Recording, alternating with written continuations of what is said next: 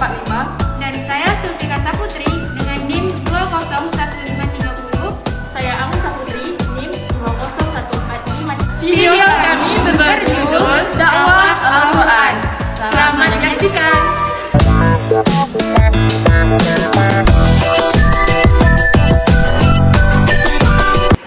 Assalamualaikum warahmatullahi wabarakatuh. Nah, di sini saya akan menjelaskan tentang pengertian dakwah Quran.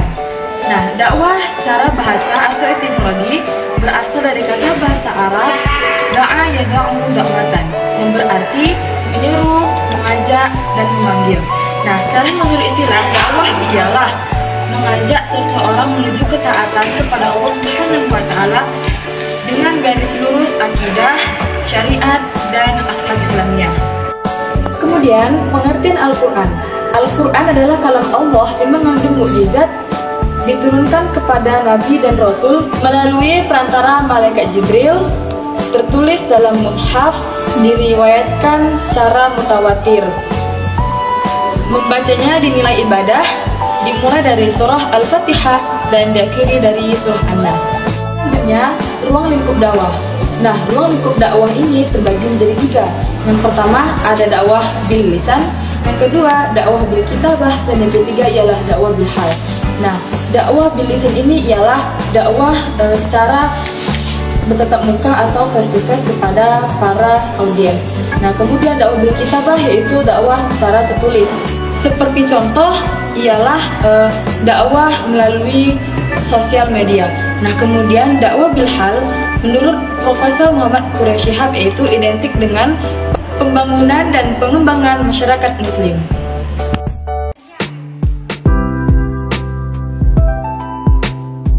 Selanjutnya, saya akan membahas mengenai sumber-sumber dakwah dan metode-metode dakwah. Yang pertama, saya akan membahas mengenai sumber-sumber dakwah. Sumber-sumber dakwah terdiri dari Al-Quran Al-Karim. Yang kedua, Sunnah Rasulullah SAW. Yang ketiga, Sirah Rasulullah SAW. Yang keempat, Sirah Khulafaur Rasyidin. Yang kelima, keteladanan para ulama dan juru dakwah dalam konteks sumber-sumber tersebut. Selanjutnya, saya akan membahas mengenai metode-metode dakwah. Metode merupakan cara atau jalan dalam melakukan sesuatu untuk mencapai tujuan.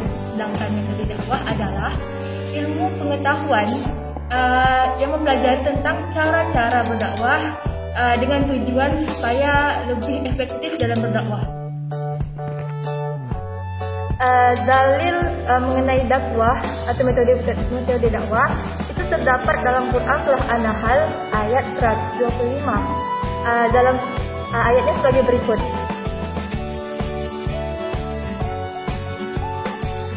Selanjutnya, dari ayat di atas bisa kita ketahui bahwa metode-metode dakwah itu ada 3, yaitu bil hikmah, mau'izah, dan mujadalah. Oke, yang pertama bil hikmah.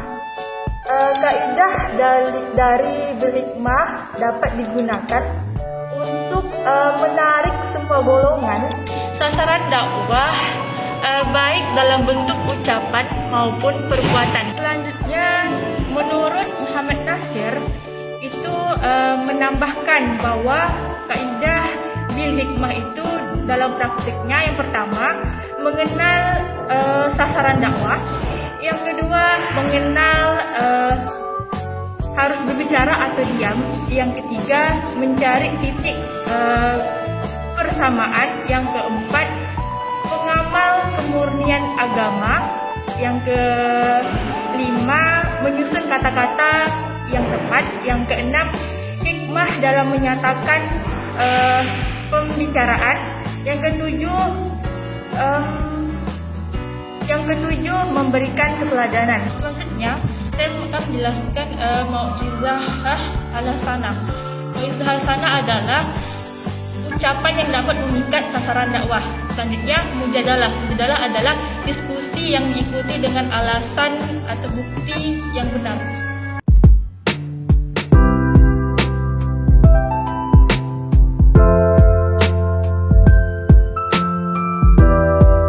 Baiklah, saya akan melanjutkan materi mengenai media dakwah dan tujuan dakwah. Nah, sebelum saya menyampaikan mengenai media dakwah, saya memiliki satu kisah cerita yaitu mengenai Nabi Sulaiman alaihissalam. Nah, pada saat itu ketika Nabi Sulaiman alaihissalam mendakwahkan Ratu Balqis, Ratu Saba, negeri Yaman, agar mau menyembah Allah Subhanahu wa taala. Beliau menggunakan media yaitu surat yang dibawa oleh burung hudhud. Nah, hal tersebut dijelaskan dalam Al-Qur'an pada surah An-Naml ayat 28 yang artinya, "Pergilah dengan membawa suratku ini, lalu jatuhkanlah kepada mereka, kemudian berpalinglah dari mereka, lalu perhatikanlah apa yang mereka bicarakan." Nah, dari kisah ini jelas bahwa pesan dakwah dapat disampaikan melalui perantara atau media. Media menjadi penting untuk membantu percepatan dan memperluas jangkauan pesan dakwah yang diinginkan. Dakwah akan lebih cepat berkembang, tepat sasaran, dan diterima dengan baik. Nah, kemudian pengertian dakwah secara etimologi, media dakwah berasal dari bahasa Latin, yaitu dari kata medius. Perkataan media merupakan jamak dari kata median, yaitu alat perantara atau saluran channel. Dalam ilmu komunikasi, media adalah sarana untuk menyampaikan dari komunikator dai kepada komunikan mad'u atau khalayak. Nah, bisa kita simpulkan bahwa media dakwah dapat dipahami sebagai sebuah alat atau sarana saluran yang dipergunakan untuk memudahkan menyampaikan pesan-pesan dakwah Islam dari dai kepada mad'u. Nah, adapun media-media dakwah itu terbagi menjadi 4, yaitu yang pertama media cetak, yang kedua media audio, yang ketiga media audiovisual, dan yang keempat dakwah melalui internet. Nah, adapun media cetak itu dapat disebut sebagai media dakwah bila isi cetakan mengandung pesan amal ma'ruf nahi mungkar atau pesan-pesan Islam. Nah, adapun jenisnya yaitu seperti spanduk, surat kabar, atau koran, majalah, dan buku. Nah, kemudian media audio. Media audio adalah media yang dapat didengar. Pesan-pesan dakwah hanya dapat didengar dan tidak bisa dilihat. Nah, jenisnya itu seperti radio dan tape recorder.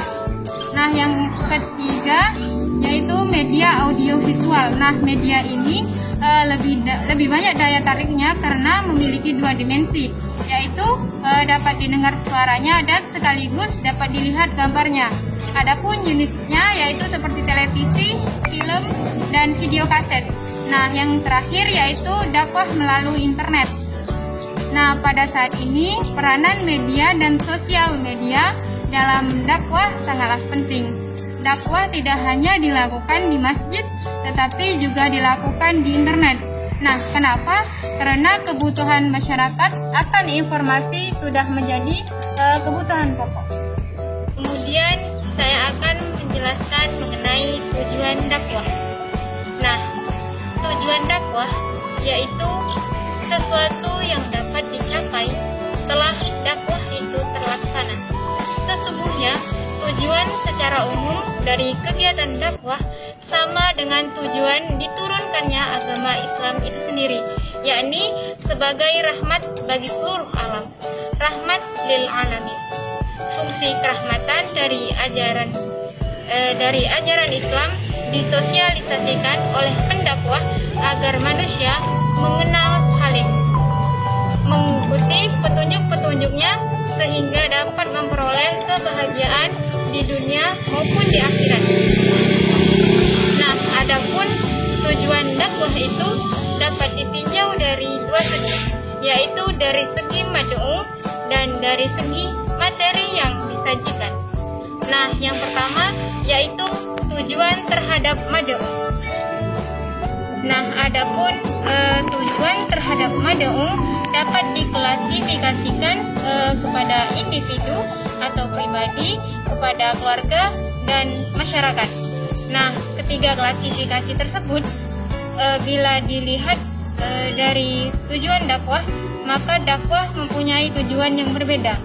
Nah, yang pertama yaitu tujuan dakwah kepada setiap pribadi dapat dirumuskan, yaitu terbinanya pribadi muslim yang sejati, kepribadian yang islami, yakni taat beribadah, berakhlak mulia, dan dapat menjadi pelopor perubahan sosial di tengah-tengah perubahan sosial.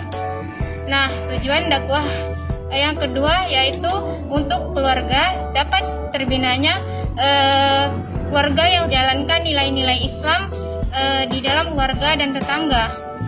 Nah, yang ketiga yaitu tujuan yang diharapkan pada masyarakat adalah terbinanya kehidupan yang rukun dan damai, taat dalam melaksanakan ajaran agama, dan memiliki kepedulian sosial yang tinggi. Nah, kemudian tujuan dari segi materi dakwah, tujuan dakwah jika berorientasi kepada pesan dakwah yang disampaikan menurut Syekh Ali Mahfud meliputi 6 hal, yaitu yang pertama untuk meluruskan akidah, yang kedua untuk membetulkan akhlak, yang ketiga untuk membina akhlak, keempat untuk mengokohkan persatuan dan persaudaraan muslim, yang kelima menolak atau melawan ateis, dan yang keenam untuk memberantas subhat dalam agama. Baiklah, hanya itu yang dapat saya sampaikan. Terlebih dan terkurangnya saya mohon dimaafkan. Saya akhiri dengan Allahul muwaffiq ila aqwamit thoriq. Wassalamualaikum warahmatullahi wabarakatuh.